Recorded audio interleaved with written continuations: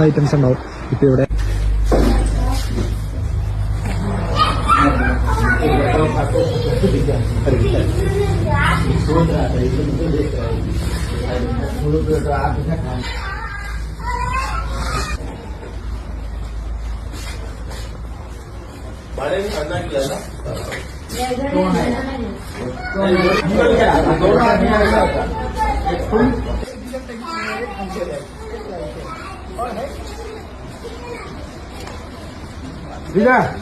നമ്മൾ ദാബേന്ന് ഒരു 50 മീറ്റർ ഫ്രണ്ടിലേക്ക് വന്നു. എന്നിട്ടാണ് ഇവിടെ വണ്ടി ഒതുക്കിയിരിക്കുന്നത്.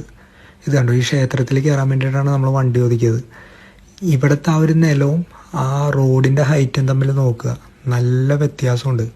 ഈ ഫ്രണ്ടിൽ കാണുന്നതാണ് ഗംഗാവലി റിവർ. ഇപ്പം വലിയ ഒഴുക്കോ കാര്യങ്ങളോ ഒന്നും ഇല്ലാതെ കിടക്കുന്ന ഒരു അവസ്ഥയിലാണത്.